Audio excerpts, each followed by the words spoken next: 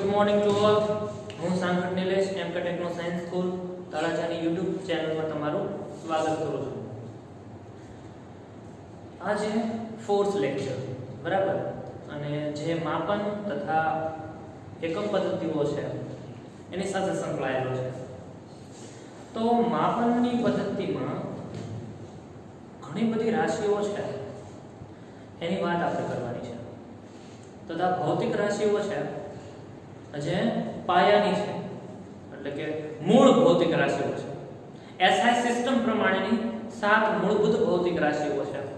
તેમના એકમો તથા તેમની સાથે સંકળાયેલા સિમ્બોલ્સ એટલે કે સંજ્ઞાઓ છે, એનો અભ્યાસ કરીશું આજે. બીજી વાત કે માપન સાથે સંકળાયેલા ગુણધર્મો એટલે કે ભૌતિક અને રાસાયણિક ગુણધર્મો છે, એની થોડી ઘણી સમજ લઈશું અને છે લેક્ચરને આગળ વધારીશું. તો પહેલી વાત કરીએ માપન. તો માપન છે એ ભૌતિક પદ્ધતિથી પણ થઈ શકે અને રાસાયણિક પદ્ધતિ દ્વારા પણ થઈ શકે. હવે ભૌતિક પદ્ધતિથી માપન કરવા માટે ભૌતિક ફેરફારો છે એ સંકળાયેલા છે. લાઈક કોઈ વજન છે એનું માપન કરવું છે તો એના માટે આપણી પાસે મેઝરમેન્ટ તરીકે છે એ વજન હોય છે, બરાબર. Like 1 kilogram, 2 kilogram, 5 kilogram. તો એ જે માપન કર્યું છે એ ભૌતિક દ્રષ્ટિએથી માપન કર્યું છે આપણે. તો એ બધા માપનના ફેરફારો અથવા તો માપન સાથે સંકળાયેલી પદ્ધતિઓ છે એ ભૌતિક રીતે માપન કરી છે, એટલે ભૌતિક ફેરફારોની અંદર એનો સમાવેશ કરી શકાય. બીજી વાત કરીએ તો આપણે ગલન બિંદુ છે, ઉત્કલન બિંદુ છે, રંગ, સ્મેલ. તો આ જે છે ફિઝિકલ પ્રોપર્ટીઝ થઈ બધી જેનું માપન છે એ આપણે ભૌતિક દ્રષ્ટિએથી કરી શકીએ છીએ. બટ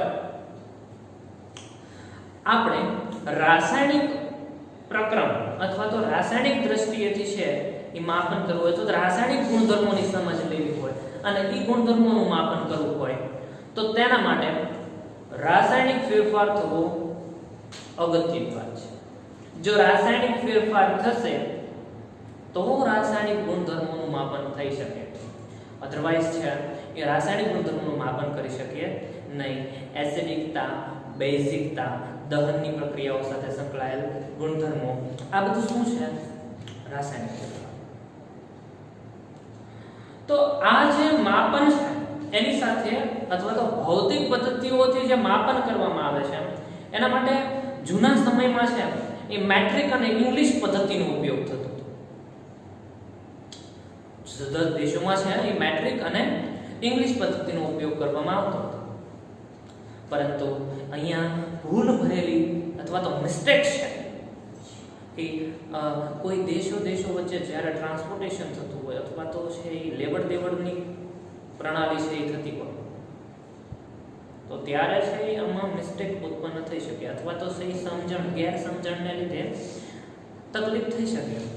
તો આવું ન થાય એના માટે છે સંયુક્ત રાષ્ટ્ર સંઘ કોન્ફરન્સ જનરલ CGPM ની છે મીટિંગ યોજાણી અને આ મીટિંગની અંદર છે એ બધા દેશના છે એ લોકો છે એ મળીને આ માપન સાથે સંકળાયેલા લોકો છે એને છે એ મળીને રસાયણશાસ્ત્રીઓ છે એક સ્પેસિફિક યુનિટ છે એ બહાર પાડી, સિસ્ટમ છે એ પદ્ધતિ છે એ બહાર પાડી જે આંતરરાષ્ટ્ર સાથે સંકળાયેલી હોય, એટલે કે જુદા જુદા દેશો સાથે છે લેવડ દેવડની કાર્ય પ્રણાલી કરવી છે તો અગત્યતા દર્શાવે. લાઈક બધામાં સેમ હોવું જોઈએ. માપનની પદ્ધતિ છે એ બધા દેશો માટે સમાન હોવી જોઈએ, એટલે યુનિટ ટ્રાન્સફર કરવામાં છે એ સરળતા રહે અથવા તો છે એક જ પ્રણાલી અથવા તો એક જ સિસ્ટમમાં કાર્ય થતું હોય બધું તો બધા દેશો માટે સરળ પડે. તો એના માટે છે એ એક નવી સિસ્ટમ છે એ બહાર પાડવામાં આવી જેને SI સિસ્ટમ તરીકે ઓળખવામાં આવે છે, જે માપન સાથે સંકળાયેલી છે. અને આ SI સિસ્ટમ છે લાઈક SI સિસ્ટમનું ફૂલ ફોર્મ છે એ લી સિસ્ટમની ઇન્ટરનેશનલ ડી યુનિટ્સ છે, બરાબર છે. તો એકમ સાથે સંકળાયેલી આ સિસ્ટમ છે એની આપણે વાત કરવાની છે. આ સિસ્ટમ સાથે સંકળાયેલ પાયાની 7 મૂળભૂત ભૌતિક રાશિઓ છે એ 7 મૂળભૂત ભૌતિક રાશિઓનો છે એ અભ્યાસ કરવાનો છે. એની સાથે સંકળાયેલ સંજ્ઞા તથા તેનો એકમ છે એનો અભ્યાસ કરવાનો છે અને અંતે જ્યારે એકમમાંથી પરિવર્તન થતું હોય એટલે આપણે છે ગણતરીઓ સાથે સંકળાયેલી ટર્મ છે એ જોઈશું અથવા તો તમે તમારા બીજા સબ્જેક્ટની અંદર છે એ ગણતરીઓ છે અથવા તો એકમ સાથે થતા રૂપાંતરણો છે એ ભણશો તો એના માટે છે આ ટોપિક છે એ અગત્યનો રહેશે અને વાત બીજી કે આપણે છે હજી ભૌતિક રાસાયણિક વિજ્ઞાનના પાયામાંથી બહાર નીકળ્યા નથી કારણ કે ઘણી બધી વસ્તુ છે એ સમજવાની બાકી છે જ્યાં સુધી આ બેઝ ક્લિયર નહીં થાય ત્યાં સુધી તમે તૈયાર નહીં બની શકો રસાયણ વિજ્ઞાનને સમજવા માટે એટલે પહેલું ચેપ્ટર છે એ બેઝ છે અને બેઝ ક્લિયર કર્યા પછી જ તમે કોઈ પણ ચેપ્ટર છે અથવા તો તમારો ટોપિક છે એ આગળ સમજવા માટે આગળ વધશો શરૂ કરીએ આજનો ટોપિક તો ભૌતિક અને રાસાયણિક ગુણધર્મો સાથે સંકળાયેલ વાત આપણે કરી ચૂક્યા હવે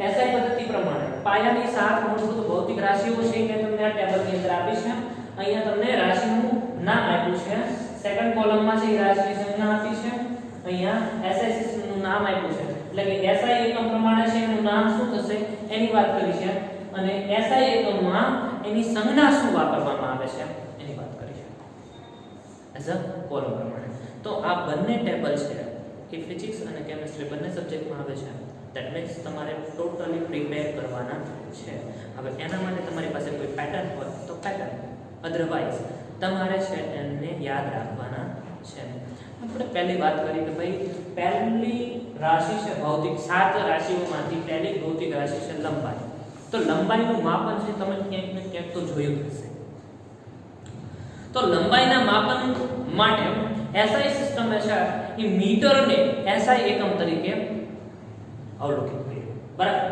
કેમ એસઆઈ સિસ્ટમ પ્રમાણે મીટર છે એ આપણો એસઆઈ એકમ થશે લંબાઈના માપન માટે લંબાઈ માટે સામાન્ય રીતે આપણે સંજ્ઞા શું વાપરીશું l બીકોઝ લેન્થ છે લંબાઈને ઇંગ્લિશમાં શું કહેવામાં આવે છે લેન્થ અને લેન્થ પરથી પહેલો લેટર છે l ધેટ મીન્સ લંબાઈ માટેની સંજ્ઞા થઈ l અને એના માટે એસઆઈ સિસ્ટમ પ્રમાણે એકમ થશે મીટર તો ઈ મીટરને તમે ઇંગ્લિશમાં બોલો છો મીટર અને મીટરનો પહેલો લેટર સ્મોલ એમ લઈશું આપણે એટલે આ બધી વસ્તુ છે હવે એબીસીડી છે તમે ધોરણ 10 પૂરું કરીને આવ્યા છો તો એબીસીડી બધાને ખ્યાલ હોય તો એબીસીડી ના પ્રમાણે છે લેટર લઈ લેવાના છે બહુ કંઈ ખાસ અગર યાદ રાખવા જેવું કંઈ છે નહીં બરાબર એમનું એમ યાદ રહી જાય કોઈ લંબાઈ છે એ શેમાં માપીએ આપણે કે મીટરમાં માપીએ એસઆઈ પ્રમાણે છે એ મીટરમાં માપીએ છીએ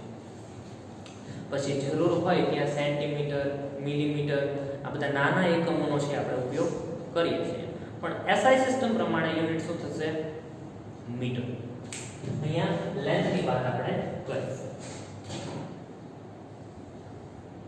નેક્સ્ટ દળની વાત કરીએ બીજી ભૌતિક રાશિ તો દળ શું છે દ્રવ્યનો જથ્થો બરાબર દળ શું છે કોઈ પદાર્થમાં રહેલો જથ્થો તો એનું માપન કરવું હોય આપણે તો એના માટે છે એ રાશિને છે એ દળ કહેવામાં આવે છે અને દળનું માપન કરવા માટે એસઆઈ સિસ્ટમ છે એ કિલોગ્રામ એકમ છે એને એસઆઈ એકમ પદ્ધતિ પ્રમાણે દર્શાય તો દળનું માપન કરવા માટે આપણે શું જોઈશે એસઆઈ સિસ્ટમ પ્રમાણે એકમ કિલોગ્રામ નાવ કિલોગ્રામ માટે છે એ એકમ એસઆઈ એકમનું નામ જો અને એના માટે સંજ્ઞા શું થઈ જશે કેજી બરાબર નેક્સ્ટ એની પછીની રાશિની વાત કરીએ તો સમય છે તો એનું માપન કરવા માટે તમારી પાસે કલાક હોય મિનિટ હોય અને નાનો એકમ અથવા તો માપક્રમ સેકન્ડ હોય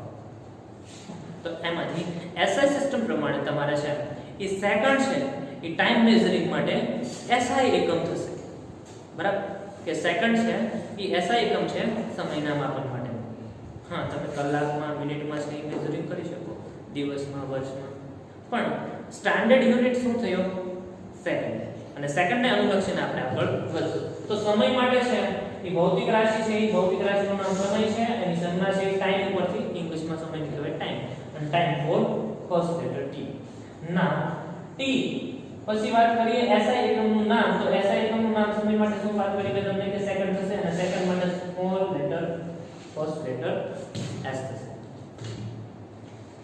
હવે એની પછીની રાશિની વાત કરીએ તો દ્રવ્યનો જથ્થો. દ્રવ્યના જથ્થાની વાત કરીએ આપણે તો દ્રવ્યના જથ્થાના માપન માટે બહુ સરસ મજાની રાશિ મોલ છે એને દર્શાવવામાં આવી SI પ્રમાણે. આપણે દ્રવ્યના જથ્થાને અનુલક્ષીને મોલ સંકલ્પના આખો ટોપિક છે એ ભણીશું. પણ મોલ શું છે કે ભાઈ દ્રવ્યમાં રહેલો જથ્થો અને જથ્થા સાથે સંકળાયેલ અણુ પરમાણુ આ બધી વાત છે આપણે કરવાના છે કે એની સાથે સંકળાયેલ પરમાણુની સંખ્યા કેટલી હોય, અણુની સંખ્યા કેટલી હોય, એક મોલ પદાર્થમાં છે કદ કેટલું હોય, આ બધા ફેક્ટર છે આપણે સમજવાના છીએ. પણ અહીંયા દ્રવ્યના જથ્થાના માપન માટે છે એની રાશિની સંજ્ઞા છે સ્મોલ n થશે અને એના માપન માટે SI સિસ્ટમ પ્રમાણે છે મોલનો ઉપયોગ કરવામાં આવે છે જે SI એકમ છે અને એને MOL મોલ પ્રમાણે છે એ સંજ્ઞા પ્રમાણે છે એ દર્શાવવામાં આવે છે. નેક્સ્ટ એની પછીની જે રાશિ છે એ છે જ્યોતિ તીવ્રતા. તો તીવ્રતાના માપન માટે રાશિ છે એની સંજ્ઞા છે IV છે બરાબર, I સ્મોલ v in બાજુ. સો સિસ્ટમ પ્રમાણે SI સિસ્ટમ પ્રમાણે છે એ એની એકમ પ્રણાલી છે એ કેન્ડેલા છે અને કેન્ડેલાના છે એ સીડી ફોર્મમાં છે સંજ્ઞા પ્રમાણે છે એ દર્શાવવામાં આવે છે. તો તીવ્રતાના માપન માટે છે આ લાગુ પડશે. નેક્સ્ટ વિદ્યુત પ્રવાહ બહુ અગત્યનું ફિઝિક્સની દ્રષ્ટિએ, કારણ કે વિદ્યુત પ્રવાહ આખું ચેપ્ટર છે એ તમે ક્લિયર કરવાના છો અથવા તો ટોપિક છે એ ભણવાના છે. તો વિદ્યુત પ્રવાહ સાથે સંકળાયેલ ફેરફારો છે એની કેલ્ક્યુલેશન માટે અથવા તો એના ટર્મમાં જે રાશિ આવે છે અથવા તો એના માપનમાં છે એનું માપન કરવા માટે જે રાશિ છે એ વિદ્યુત પ્રવાહ છે અને વિદ્યુત પ્રવાહ સાથે સંકળાયેલ સંજ્ઞા છે એ I છે બરાબર. વિદ્યુત પ્રવાહ સાથે સંકળાયેલ રાશિ શું છે, સંજ્ઞા શું છે I. હવે અહીંયા SI સિસ્ટમ પ્રમાણે છે વિદ્યુત પ્રવાહનું માપન છે એમ્પિયરમાં કરવામાં આવે છે એટલે એની SI એકમનું નામ શું થઈ ગયું, એમ્પિયર. હવે એમ્પિયરનો પહેલો letter A, then capital A is a SI system પ્રમાણે છે એકમ થશે વિદ્યુત પ્રવાહ. એટ લીસ્ટ લાસ્ટ છે તાપમાન.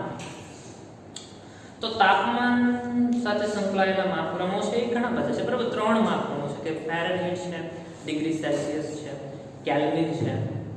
પણ તાપમાનના સ્પેસિફિક સ્ટાન્ડર્ડ માપન માટે છે એ આપણે કેલ્વિનનો ઉપયોગ કરીએ છીએ અને એના માટે છે SI સિસ્ટમ છે એ કેલ્વિન થશે અને એનું માપન અથવા તો એના માપન માટેની સંજ્ઞા છે SI સિસ્ટમ પ્રમાણે છે એ કે થશે બરાબર. તો તાપમાનના મેઝરિંગ માટે તાપમાનને જે ઇંગ્લિશમાં ટેમ્પરેચર કહેવામાં આવે છે, ટેમ્પરેચર ફોર કેપિટલ T અને SI સિસ્ટમ પ્રમાણે કેલ્વિનને છે એ કે વડે દર્શાવવામાં આવે છે. તો સ્ટાન્ડર્ડ યુનિટ છે એ તાપમાન માટે કેલ્વિન થશે. અહીંયા આ ટેબલ છે આપણું તમારે સંપૂર્ણપણે યાદ રાખવાનું છે. આ ટેબલને લગતી માહિતી છે એ ઘણી જગ્યાએ છે એ તમારે ઉપયોગમાં લેવામાં આવશે. ગણતરીઓ છે અથવા તો એ ગણતરીઓને સોલ્વ કરો છો, કોઈ એક્ઝામ્પલ છે એને પ્રિપેર કરો છો અને તમે સોલ્યુશન લાવો છો તો ફાઇનલ જે આન્સર આવશે એ આમાંથી કોઈ રાશિ સાથે સંકળાયેલો એકમ છે એ નોટ કરતો હશે અને યુનિટ છે એ દર્શાવવો ફરજિયાત છે. બીકોઝ તમે છે એ બજારમાં ગયા હો બટેટા લેવા માટે બરાબર અને તમે ત્યાં જઈને એમ કહેશો કે મને એક બટેટો આપો તો દુકાનવાળો કઈ એક બટેટું નહીં આપે તમને. એના માટે તમારે દળનો એકમ છે લગાડવો જરૂરી છે કે મને 1 કિલોગ્રામ બટેટા, રાઈટ. ધેન યુનિટ વગર છે એ બહુ અધૂરું લાગે અને એ અધૂરું છે એને પૂરું કરવા માટે પાયાની 7 મૂળભૂત ભૌતિક રાશિઓ છે એ આવી છે અને આ ટેબલ છે એનો તમે એક સ્ક્રીનશોટ લઈ લેજો. આની પછીનો જે ટોપિક છે આપણો, આની પછીનો જે ટોપિક છે એ છે પૂર્વગો બરાબર. તો આ રાશિ સાથે છે એ સંકળાયેલા પૂર્વગો કે ભાઈ એક એકમમાંથી બીજા એકમમાં રૂપાંતરિત કરવું હોય એટલે કે ટ્રાન્સફોર્મ થવું હોય કે ભાઈ મારી પાસે 1 કિલોગ્રામ છે, કિલોગ્રામમાંથી મારે ગ્રામમાં રૂપાંતરિત કરવું હોય, વેલ્યુઝ છે જે આપણી પાસે ગણતરીઓ છે એને આપણે કિલોગ્રામમાંથી ગ્રામમાં અથવા તો ગ્રામમાંથી કિલોગ્રામમાં, મીટરમાંથી મિલીમીટરમાં, નાના એકમોમાંથી મોટા એકમોમાં રૂપાંતરણ કરવું હોય તો ત્યારે છે એ આ પૂર્વગો છે એનો ઉપયોગ કરવામાં આવે છે. આપણી પાસે 20 જેટલા પૂર્વગો છે જે બહુ જ અગત્યના છે અને એને અનુલક્ષીને ઘણી બધી તો 1 માર્ક્સના છે ઓપ્શન છે એ તમને કોમ્પિટિટિવ એક્ઝામ અથવા તો છે એ તમારી બોર્ડ એક્ઝામ છે એની અંદર પૂછવામાં આવે છે. તો આપણે શરૂ કરીએ પૂર્વકો, બરાબર. એસઆઈ સિસ્ટમ પ્રમાણે છે આ પૂર્વકો છે એ આપણે યાદ રાખવાના છે. હવે અહીંયા હું જ્યારે ધોરણ 11 અને 12 ની અંદર અભ્યાસ કરતો ત્યારે મારે આ ટેબલ ભણવામાં આવતું, પણ અહીંયા એક પેટર્ન હોય છે, એક પદ્ધતિ હોય છે યાદ રાખવાની. કારણ કે અહીંયા તમારે ઘણું બધું યાદ રાખવું પડે અને જો એ બધું એમનેમ છે યાદ રાખીએ તો ઘણાને એવું થશે કે ભાઈ આ તો ગોઈખું એવું લાગે છે, તો એ ટેમ્પરરી તમને યાદ રહેશે અને પછી છે એ as per rules of memory તમને ભૂલાઈ જશે. તો આ ટેબલ તમારે બંને ટેબલ એવી રીતે પ્રિપેર કરવાના છે કે તમને છેક સુધી અથવા તો તમારા અંત સુધી છે એ તમને ભૂલાવવું જોઈએ નહીં. કારણ કે આ બંને ટેબલનો છે એ હરેક જગ્યાએ તમે યુઝ કરવાના છો. તો ટેબલની માહિતી જોઈએ તો પૂર્વકો છે એ સામાન્ય રીતે ગુણન સાથે છે દર્શાવવામાં આવતા હોય છે. તમને પૂછવામાં આવે કે ભાઈ મારી પાસે 1 મીટર છે તો એ મીટર બરાબર ખાલી જગ્યા સેન્ટીમીટર થશે. સો આના માટે તમારી પાસે સ્પેસિફિક આંકડો શું છે 100 સેન્ટીમીટર, બરાબર. સો હવે તમને કહેવામાં આવે કે 1 સેન્ટીમીટર ઇઝ ઇક્વલ ટુ ખાલી જગ્યા મીટર, બરાબર. તો આ જે વેલ્યુઝ છે એને નીચે લઈ જશો એટલે એક અહીંયા કઈ નહીં વધે તો 1 વધશે અને આ 100 આની નીચે વ્યા જશે એટલે સેન્ટીમીટર માંથી મીટરમાં જશે તો આ 100 છે એ એકના ભાગાકારમાં જશે એટલે કે 1 ભાગ્યા 100 મીટર થશે. એટલે આ જે 10 ટુ ધી પાવર 2 અહીંયા જે 10 ની પાછળ જે ધોરણ નંબર 6 7 8 ની અંદર ઘાત અને ઘાતાંક કરીને ચેપ્ટર્સ છે તમે મેથ્સ ની અંદર ભણ્યા છો. તો એમાં એક નિયમ આવતો હોય કે ઘાત હોય એ જુદી જુદી હોય અને આધાર છે બેઝ છે એ સરખા હોય તો એનો સરવાળો કરી નાખવામાં આવે એટલે કે આધાર સરખો તો ઘાતનો સરવાળો. તો અહીંયા તમને કહેવામાં આવે કે ભાઈ મારી પાસે 10 ગુણ્યા 10 છે તો 10 ગુણ્યા 10 એટલે શું થશે, બરાબર. સો અહીંયા બંનેનો આધાર છે એ કેવો છે સરખો છે એટલે હું અહીંયા એમ કે 10 ની પાવર કેટલી થઈ જશે 2 એટલે અહીંયા જે છે એ 10 ની 2 ઘાત બનશે. તો તમને ખ્યાલ છે અહીંયા તમને છે એ આ જે ટેબલ છે એની અંદર આ માપન પદ્ધતિ પ્રમાણે છે એ 10 ની 2 ઘાત આપી છે. જો સેન્ટીમીટર સાથે સંકળાયેલ આ કેટલી છે 10 ની અહીંયા -2 છે એટલે આ ઉપર લઈ જશો તો -2 થઈ જશે. જો મીટરમાં અથવા તો સેન્ટીમીટરમાંથી મીટરમાં મીટરમાંથી સેન્ટીમીટરમાં ફેરફાર કરવો છે તમારે તો આ પૂર્વકોનો તમે ઉપયોગ કરશો એમ કહેવા માંગુ છું. તો પૂર્વકો જોઈએ. હવે અહીંયા પહેલા 3 છે અથવા તો આ ગુણકો છે એ ગુણકો છે એને યાદ રાખવાના નથી. એની એક પેટર્ન છે એ પ્રમાણે તમે યાદ રાખશો તો આઈ થિંક તમને ક્લિયર થઈ જશે, કોઈ યાદ રાખવાની જરૂર નહીં પડે. પણ પૂર્વકોના નામ છે જે પૂર્વકોના નામ છે એને આપણે છે અહીંયા જે પહેલો છે એ તો પહેલો અને અહીંયા જે છેલ્લો છે એ છેલ્લો એ પ્રમાણે યાદ રાખવાના છે. એટલે એક સાથે છે એ તમારે યાદ રાખી લેવાના છે. Like femto pico nano micro મિલી સેન્ટી ડેસી deca hecto kilo mega giga Terra પેટા ઉપરના 3 એડ કરી દેવાના, નીચેના 3 પણ એડ કરી દેવાના. તે ટેબલ છે કમ્પ્લીટ થઈ જાય. પણ તમારે આટલી વસ્તુ છે યાદ રાખવી જરૂર છે એટલે એકવાર હજી રિપીટ કરીશ પણ એ પહેલા આખું ફોર્મેટ શું છે એ સમજાવો. તો યોક્ટો એક પૂર્વક છે અને યોક્ટો પૂર્વક માટે છે એ ગુણાંક છે 10 ટુ ધી પાવર 10 - 24 થાય છે. હવે યોક્ટો પછી જે બીજો સિક્વન્સ આવે છે જે જેક્ટો છે. પૂર્વક શું છે યોક્ટો પછી જેક્ટો. તો આ જેક્ટો માટે 10 ટુ ધી પાવર 10 - 21 આવે છે. તો અહીંયા તમારે કંઈ નથી કરવાનું, જે -24 ઘાત છે હવે તમારે અહીં આંકડો એક સ્પેસિફિક રાખવાનો છે કે ઋણ મૂલ્યો છે એ પહેલા તમે યાદ રાખ્યા છે. તો ઋણ વેલ્યુઝ છે એ ઋણ વેલ્યુને ઋણને એમનેમ જ રહેવા દો, પણ આ જે 24 છે એમાંથી 3 છે એને સબટ્રેક્ટ કરો, એટલે કે 3 ને દૂર કરો, એટલે તમને Z2 ની વેલ્યુ મળશે. એટલે કે 24 - 3 એટલે 21 મળશે. 21 - 3 એટલે 18 મળશે. 18 - 3 એટલે 15 મળશે. 15 - 3 એટલે 12 મળશે. 12 - 3 એટલે 9 મળશે. 9 - 3 એટલે 6 મળશે. 6 - 3 એટલે 3 મળશે. ના નેક્સ્ટ હવે અહીંયા જે મિલી પૂર્વક સાથે તમે પહોંચી જાઓ પછી તમારે છે એ 1 નો ઘટાડો કરવાનો છે. એટલે 3 - 1 2 2 - 1 હવે -1 આવી જાય પછી પોઝિટિવ માં જતું રહેવાનું છે. એટલે કે આનાથી ઉલટું અહીંયા -1 છે તો અહીંયા +1. હવે વેલ્યુઝ છે ઘાતની એ કેવી થઈ જશે? પોઝિટિવ. એટલે કે 1 2 3 અહીંયા 3 સુધી પહોંચી ગયા. ના 3 નો વધારો 3 છે તો 3 + 3 6 6 + 3 એટલે 9 9 + 3 એટલે 12 12 + 3 એટલે 15 15 + 3 એટલે 18 18 + 3 એટલે 21 અને 21 + 3 એટલે 24. એટલે વેલ્યુઝ છે તમારે યાદ રાખવાની નથી. એની એક પદ્ધતિ છે, એક પેટર્ન છે જે તમને ખ્યાલ આવી જશે એટલે બધું જ છે એ તમને યાદ રહી જશે. બીજી વાત એક રિપીટ કરું છું કે આ જે પૂર્વકો છે એને ખાસ તમારે યાદ રાખવાના છે.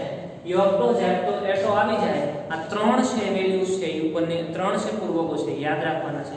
પછીનો એક ફોર્મેટ બનાવી નાખો આ પ્રમાણે like femto pico nano micro મિલી સેન્ટી ડેસી ટેકા હેક્ટો કિલો મેગા ગીગા ટેરાહેટા.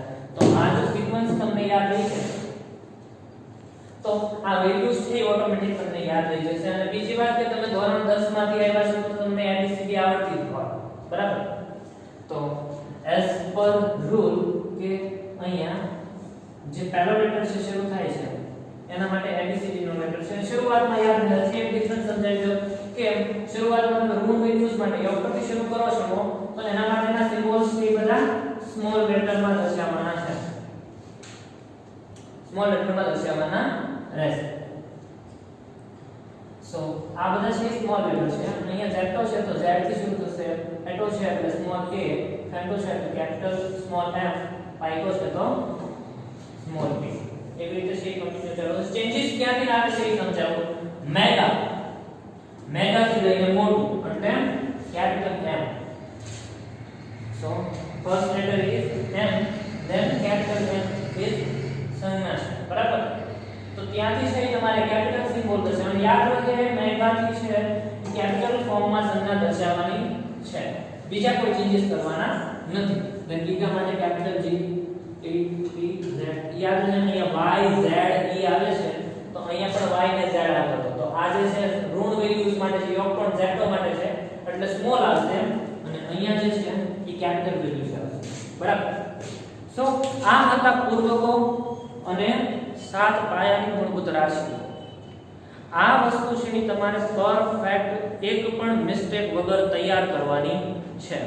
આ જ્યાં સુધી કમ્પ્લીટ નહીં થાય ત્યાં સુધી છે એ હકીકતમાં તમારો પાયો છે એ કમ્પ્લીટ નથી અથવા તો ક્લિયર નથી તેમ કહેવાય.